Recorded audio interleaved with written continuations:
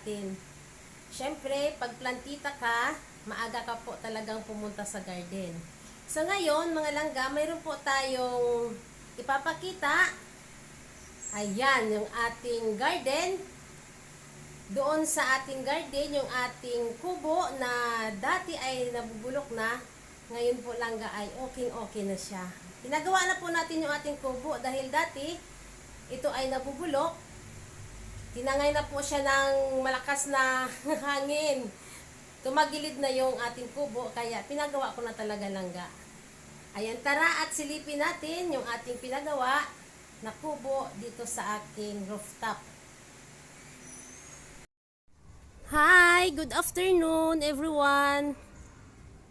Wow! Andito na naman si Inday Plantita sa kanyang rooftop. Mayroon tayong pinagkakaabalahan ng ilang araw na andito tayo sa aking pinagawa na small room. Dito sa aking third floor. Dito sa malapit sa may hagdanan. Ito po yung ating kubo nung nakaraan. Nung sa mga nakakita na yung ating kubo nung nakaraan dito ay medyo luma na. Kahoy po kasi ang gamit ko doon. Kaya nung bumagyo, ayan, tumagilid yung ating kubo. Ngayon, napag-isipan ko na magpagawa ng ganitong idea sa pagpagawa ng mga matitibay. Ang gamit natin dito para magiging matibay yung kubo natin, itong tubular. Ayan, tubular po ang ginamit natin. Medyo may kamahalan pero ang tubular, medyo may pagkamahal talaga. Pero sulit naman po yan dahil pang matagalan po ang ating paggamit.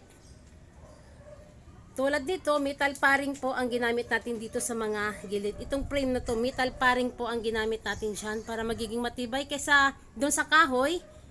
Siyempre nasa third floor tayo mga langga. Pag lumakas ang hangin, kawawa po yung ating kubo dito pag kahoy po ang gamit. So ngayon, kaya tayo nagpagawa dito ng kubo dahil po dito sa ibaba nito ay hagdanan. Hagdanan po yan, papunta sa second floor. Bali, kwarto na po ang ilalim niyan. Kaya syempre, dapat mayroon tayong pagawa dito na kahit small room lang para hindi po mabasa po doon sa ibaba. Ayan. O, diba? So ngayon, ayan ang ating ginamit na mga materyales. Ito ang ating mga ginawa dito. Itong mga matitibay na mga screw na ito. Ito po ay galing sa may, ayan no, galing po ito sa abroad, sa Dubai. Napakatibay nito mga langga. Ginamit niya, ito po mga ginamit dito sa mga, ayan, wala po dito yata nabibili nito eh. Dito sa Pinas, hindi ko lang alam, hindi ko sure kung merong ganito dito. So ito napakadami po ito, pinapackage sa akin. Ayan, akala ko hindi ko siya magagamit. Saan ko naman siya gagamitin, di ba? So ngayon, ayan, nailabas ko na siya. Ito na po ang ginamit natin, napakadami oh. Ayan. Itong ginamit natin dito sa mga katulad nito. Ito. Ayan, dito natin yan ginamit sa may para matibay. Ito. Ayan, dito. Dito kumapit sa may poste. Ayan, tibay yan mga langga. Ganda ng ating pang-hook dyan oh. Ayan oh. Ayan. Yung isa dito, ginamit natin din sa mga gilid na mga frame. Ito naman, ayan, itong hook na to. Ayan, ginamit natin dyan. Dyan sa mga gilid ng ating cladding. Ayan, napakaganda lang, napakatibay nito. Napakaganda po ng ating ginamit na, ayan oh. Yan. Para hindi po ito na ano na nabubulok, hindi katulad nung ano yung ibang yero na walang kulay. Mabilis lang po 'yun magkakalawang. So ito ang binili natin para magiging matibay po yung ating napakaganda no. Ayan oh. Ayan, napakatibay po galangga. Napakatibay. Ayan oh. Kahit lumakas yung hangin dito sa taas, hindi po 'yan tatangayin. Ayan, pinagkaipunan ko talaga kahit mahal. Mahal para sa akin, syempre, hindi naman tayo mayaman para sabihin nilang mura or mahal ito. Basta sa akin na mamahalan din po ako. Pero sa iba, medyo mura na din siguro dahil Pag limbawa simentado naman, mas mahal talaga yon. Pero ito, mas mababa na lang po talaga ang iyong magagastos pag ito po ang iyong bilhin. Matibay pa. Hindi po talaga ito matatangay ng hangin. Ay, napakasaya ko dahil tuwing ulan, ang lakas ng hangin or may bagyo, talagang tumatagilid na yung kubo namin dito dahil kahoy lang po yon. Kaya ngayon, ito na. Wow! O diba? Sa mga nagbabalak dyan na magkaroon ng bahay, o pwede po ito mga langga, ito. So, syempre, maglagay ka dyan ng mga kisame, mga plywood, dyan sa mga gilid, para hindi po mainit. Dito naman kasi sa rooftop sa akin dito, para lang po talaga ito sa, sa mainit, sa ulan, sa bagyo, para hindi po ito mababasa dito sa baba, dahil mayroon po tayong hagdanan dito. So, syempre, sayang po ang space dyan sa ibabaw ng hagdanan. Maglalagay po ako dito ng roof bed. Ayan, maglagay tayo dito ng higaan, mga langga. O, diba? Kahit gabi, pwede dito higaan, oh. Ayan, oh. Ayan, napakaluwag pa. Maluwag yan dito. Ayan, oh, maluwag yan. Yan yung taas niyan. Papagawaan ko po yan ng loft bed. Ayan, silipin natin, mga langga, yung ating pinagkaabalahan din. Pa-waterproofing po tayo dito sa gilid ng ating wall. Ayan, no. Hanggang taas po yan. Pina-waterproofing ko na. Ito yung ating finishing. Nag-finishing tayo hanggang likod nito. Ayan. Hindi pa natapos finishingan yung dito banda. Ayan. Papapinish ko pa. Hindi pa tapos dito banda. Ayan. Papinish natin yan. Pinauna ko lang talaga pinalagay yung ating yero, ang ating bubong dahil umuulan. Nababasa po yung sa ilalim kasi may hagdanan yan. So hindi pa talaga lahat totaling finish. Dahil ipapinish pa natin yung nandito sa ibaba. Dito ipapinish pa po natin yan dahil kalahating lang, mayroon tayong hollow blocks dito sa gilid nito. Ayan, hollow blocks po ang nasa ilalim nito. Ayan. Dito naman, dito banda nito, dito po ay ang aking pintuan. So, ang pintuan dito ay, grills lang siguro, para mahangin, pasok ang hangin, dahil sa rooftop na sa garden tayo. Ayan, hindi naman po dito masyadong matao, dito, ako lang lagi dito sa taas. Ayan, pahanginan, or pahingahan lang dito, pag tayo ay nandito sa garden. So, siyempre plantita tayo. Napaka-happy natin dahil nakapag-tanim tayo ng malunggay. Ayan, oh. Wow. O, diba, abot kamay na natin ang ating malunggay dyan. Abot kamay na. Ayan, no, dito. Kahit iikot tayo dun sa kabila. Okay, ayan. Andito tayo, o, diba, nakita nyo hanggang third floor na po yung ating malunggay. Galing po yan doon sa first floor.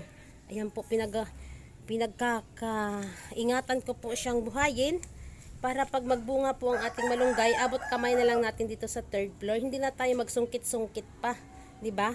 Wow, napakataba nito, mga langga. Grabe ang lupa nito, napakataba. Ayan, binili ko pa po ang lupa niyan.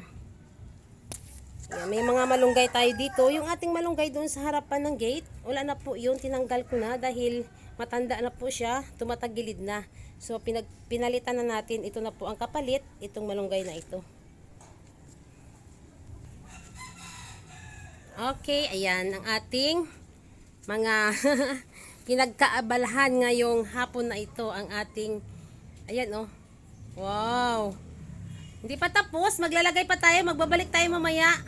Magtatapos tayo sa paglalagay ng metal cladding. Ito, oh. Ayan yung ating wall. Yung ating bubong, silipin natin dun sa taas. Tara. Wow. Okay, andito na tayo sa bubong. Umakyat tayo dito. Ayan, silipin natin yung ating bubong. Ito na po yung aking bubong na pinagawa.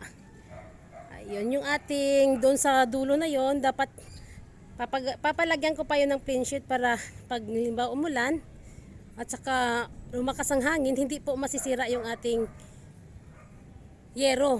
So dapat pinaangat talaga yung hollow blocks doon, no? O di ba? Para matibay po, hindi po talaga matatanga yung ating yero. Ito po yung ating yero, kulay red. Wow, napakaganda, napakasaya ko dahil tuwing ulan o tuwing bagyo, hindi na po ako mamumroblema sa pag lumakas ang hangin, natatangay ang yero. Ayan, ito sigurado akong matibay na siya. Wow, look at that, diba? Happy tayo. Napakataas na natin. Andito na tayo sa pinakatuktok. Ayan, napakaganda ng araw, oh. Wow, look at that, napakaganda ng araw. Ayan, naglagay po kami ng clean sheet dyan sa gilid na yan. Para pag lumakas yung hangin, ayan, hindi po tatangayin yung ating yero. Kailangan nakalagpas po yung ating hollow blocks dyan, oh. Yan, kailangan mayupian yan. Ayun. Yan, nilalagyan na.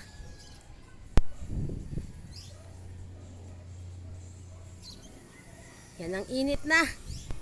Kaya, yan, tatapusin na yan ngayon. Lagyan na lahat, paikot.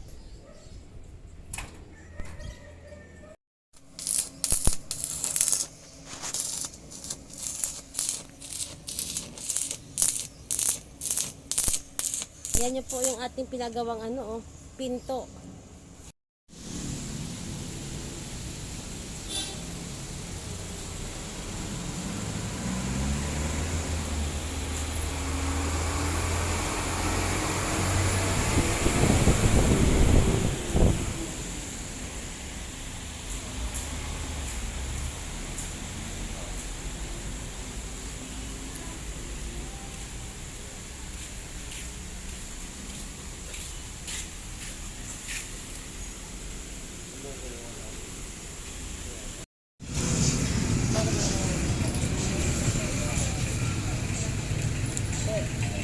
Ayan, i-checktan ko yan.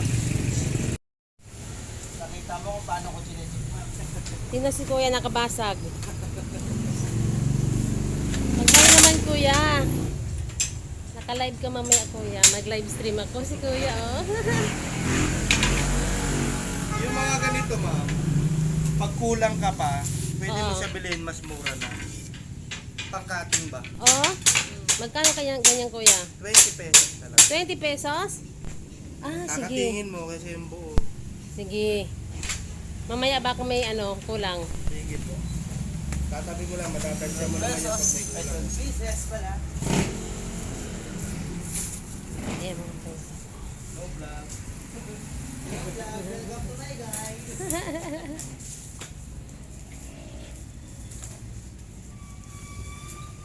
Vlogger ka din, ma'am. Vlogger ka pala, ma'am.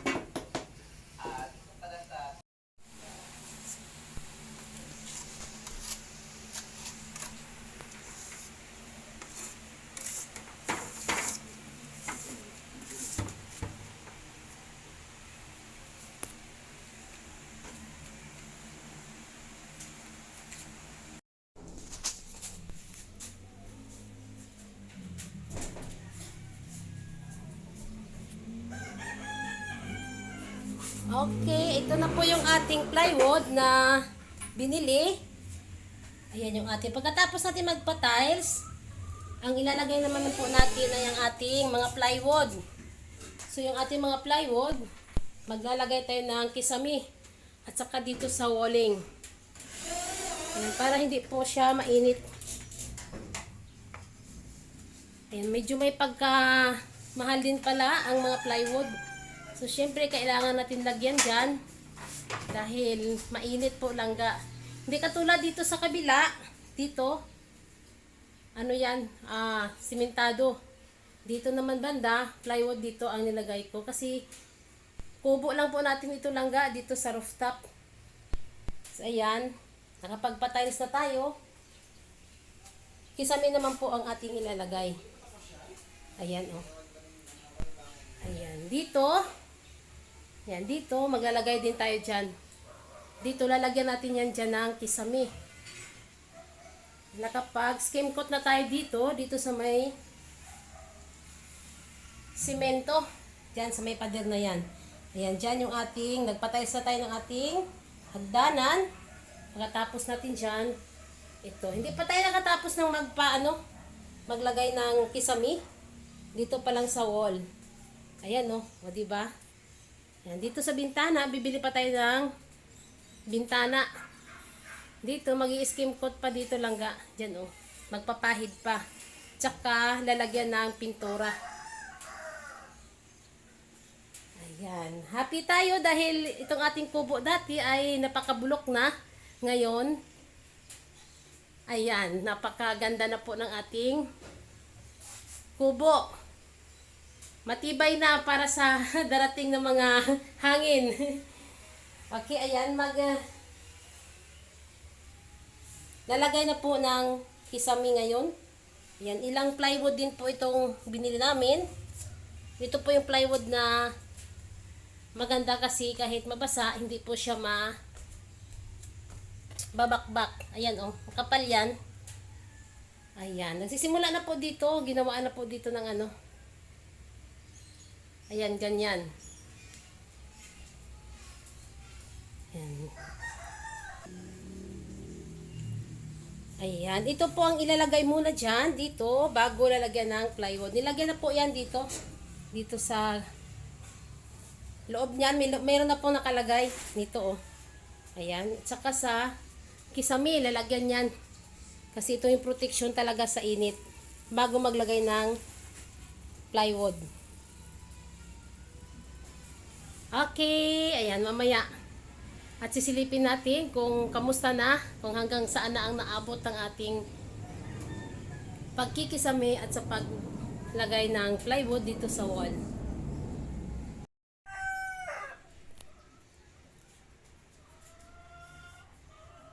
Okay, ito na po yung ating frame ng ating insulation dito sa ating kisame. Ayan, naglagay na tayo ng mga frame langga. Ayan. Kailangan natin maglagay ng insulation dahil sobrang init po yan lang kapag hindi tayo maglalagay niyan. Kailangan natin muna lagyan yan bago ilagay yung ating plywood. Ayan. Akala ko kasi basta-basta na lang ilagay yung ating mga plywood. Hindi pala. Kailangan palang maglagay muna ng frame. Yan. Ganyan ang paglagay ng ating mga insulation para sa protection sa init. Wow, grabe, ang ganda, oh. Ayan. Kasi pag hindi natin lagyan ng ganyan, tatagos talaga yung init. Kaya kahit ganito lang kaliit yung ating kubo dito sa rooftop, ayan, magastos rin pala mga langga. Magastos para sa akin, syempre hindi naman tayo mapera. Pero talagang magastos talaga pala kahit pag paggawa tayo ng simpleng kubo lang. Ayan, kasi mas okay po itong ganito kaysa kahoy. Dahil nasa taas ito, nasa mahangin dito sa rooftop, dito sa third floor. Kaya ayan, wow. Okay, ayan na po yung ating frame. So maglalagay na po tayo ng ating kisame, ng ating plywood. Ayan, mamaya magbabalik tayo, silipin natin kung okay na ang ating kisame. Dahil tapos na po natin ilagay yung ano dito sa may wall. Ayan, oh. Ayan, nilagay na. Ayan, tapos na, ilagay dyan. Ayan, oh. Nalagyan na, pipinturahan na lang natin ito. So dito, ayan, mag-ano pa tayo dito, hindi pa tapos dito, pipinturahan. Dito yung ating bintana. Ayan ang ating bintana. Ayan, ganyan po yung ating kapaligiran.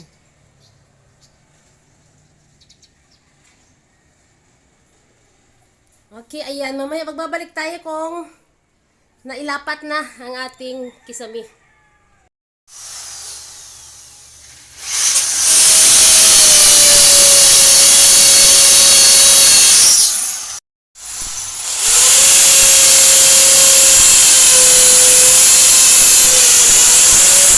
At saka doon sa baba mo, sa gabal, sa van, sa dalan. Dalan, no? Dalan ito.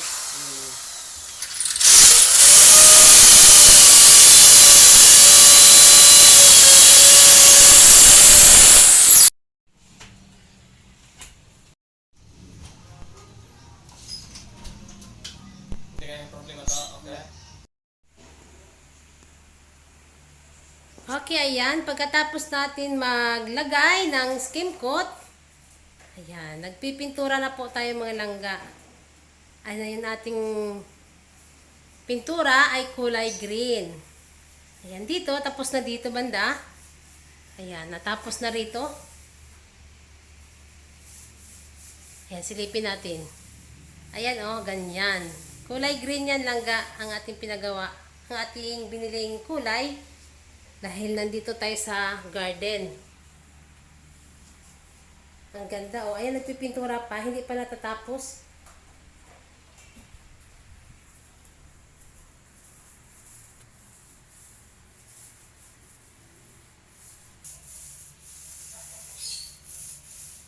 Ayan, nagpipintura. Kasi nakapag-skim coat na tayo dito. Ayan. Ay susunod yung ating pagpipintura na. Ayan, ito yung ating pinagawa na tubular. Ayan, hanggang taas yan. Nilagyan din ng ano, oh. Ayan, para matibay. Hindi pa napinturahan. Ito po ay lagayan dito ng computer. Ayan, lagayan niya ng ano, ng anak ko dahil dito siya mag-work at home. Kaya, napaka swerte dahil nung nagpapagawa tayo dito, ayan, at na ano siya, na mag-work at home na lang siya. Work from home. Ayan, itong ating tubular, pipinturahan pa natin yan. Ayan, oh. Ayan. Hindi pa tapos. Maglalagay pa tayo dito ng plywood. Ayan. Babalik tayo pag ito ay tapos na sa pagpipintura.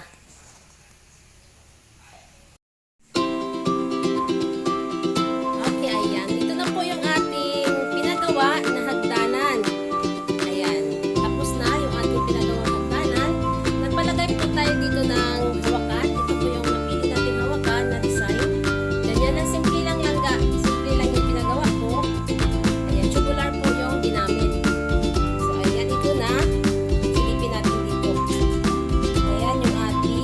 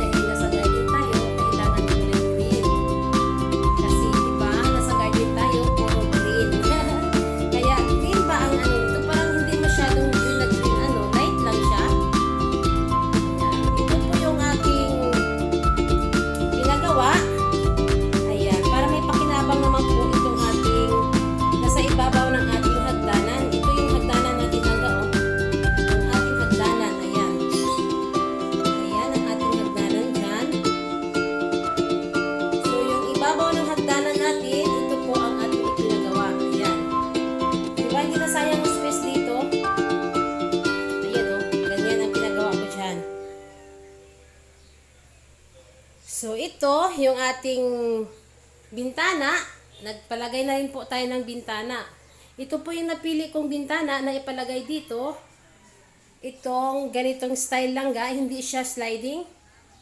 So dalawang ano siya, dalawang bukasan. Tulad niyan, ayan, pag nagsara, ayan, dalawa yan. Dalawa, pag nagsara. Tsaka dito, ito ang kanyang sarado. Ayan, dalawa yan. So, medyo may pagkamahal po ang ganitong bintana na pinagawa ko kaysa doon sa sliding. Yung sliding kasi medyo mura kaysa dito sa pinagawa nating bintana na ito. Dahil ito ang aking gustong ipagawa dito dahil nasa taas po tayo, gusto ko po dito ay mahangin. Ayan, lahat bukas. Lahat siya bukas yan. Hindi siya katulad sa sliding, yung kalahati lang ay bukas. So masarap po dito, lalo na pag nasa garden tayo, namamahinga tayo, di ba? Masarap po dito, masarap dito magkape. Masarap dito magkape langga. So dito, ayan, para naman yung ating sa labas. Ayan, meron tayo dito malunggay.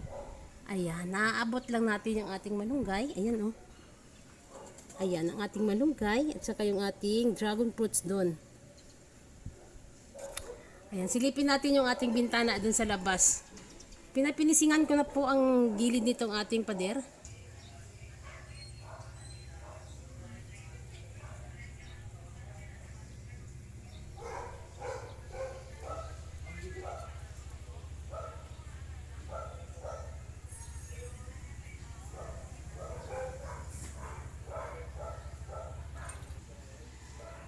Okay, ayun na po yung ating bintana. Nakita niyo po ninyo. Nandun tayo sa baba. Kanina ang init, kaya hindi ko na masyadong pinatagalan. Pinisisingan ko na po ang gilid nitong ating pinagawa na kubo. Ayan, nakapinish na yan. Naglagay na rin tayo dito ng mga waterproofing. Ayan, naka-waterproofing po ang gilid nito. Okay, ayan mga langga. So, mamaya, magbabalik tayo dito dahil saktong-sakto na yung ating pinagawa na lamisa dito sa ating ibabaw ng hagdanan. Yung anak ko kasi mga langga, mag-work from home po siya. Saktong-sakto, sabi ko, doon ka na lang pupwesto sa third floor, doon sa taas. So sabi niya, doon na lang, dito na lang daw kasi mas mahangin dito, mas matahimik. Wala po kasing tao dito sa garden. Kaya dito na lang po ilalagay mamaya ang kanyang mga computer na galing sa kanyang company. Ayan, dito isi-sit up lang ga. Dito po siya mag-work from home. Ayan. At syempre, pwede rin tayo dito mga langga mag-live, mag-stream. Live stream tayo dito. Ayan, maglapagan dikitan tayo dito. Okay. Wow. O diba, ang ating pinaghirapan na ipagawa na kubo na dati ay wasak na. So ito yung ating pintuan dito. Ayan, kulay green din ang pinagawa ko na pintuan. Ayan, dun sa labas, mamaya ipakita ko sa inyo yung ating pinagawa na cladding dito sa likod. Kasi di ba yung ating pinagawa diyan, ayan no, nakapintura na lahat diyan. Ayan. Ayan, yung ilalim niyan ay ayan, simentado, yung gilid nito ay dito banda ay plywood na siya. So dito ay pader na talaga ito, simentado dito. Dito plywood. Kasi nasa kubo lang tayo ang ating pinagawa. So syempre, ayan, napakaganda na po. Okay, ayan, mamaya magbabalik tayo dito sa pagsisit up ng aking anak sa kanyang mga gagamitin sa kanyang work from home call center agent. Mamaya magbabalik tayo. Okay, ayan, ito na po yung ating wall cladding mga langga. Ito na, natapos na natin coveran yung ating kubo. Ayan na siya, kulay green po yung napili natin na i-cover dito sa ating kubo. Ayan, simple lang langga yung ating pinagawang kubo dahil ayan, para hindi lang ito tatangayin ng malakas na hangin. Hindi katulad ng unang kubo natin na masyado na siyang bulok. Ngayon, ganyan na po siya. Ayan, dito, silipin natin. Ayan, ganyan. Ikot natin dito. Ayan, hindi masyadong makita langga. Mayroon tayo ditong mga ampalaya. Ayan, oh, hindi masyadong kita banda dito. So, iikot na lang tayo. Ayan, ganyan ang ating kubo.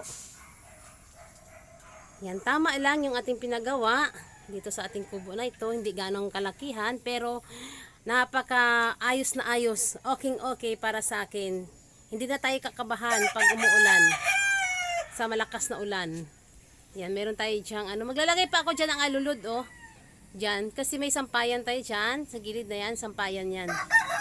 Ayan. So, nagpagawa tayo dito langga ng ating gate. Nagpagawa tayo dito ng gate. Ayan, oh, ang ating pinagawang gate. Ayan na siya.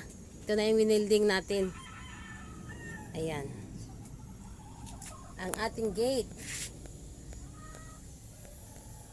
Ayan, naglagay ako dito ng temporary lang muna na screen kasi kukuviran ko pa ito ng matibay na screen. Bibilhan ko pa yan. Temporary lang muna ito. So, ayan ang ating gate. Nagpintura na ako dito. Pininturahan na namin ito. Ayan ang ating gate. Napinturahan na yan. Ayan. Ang ating wall cladding. Okay na. Kulay green ang napili ko kasi nasa garden tayo. Kaya kulay green ang aking napiling kulay.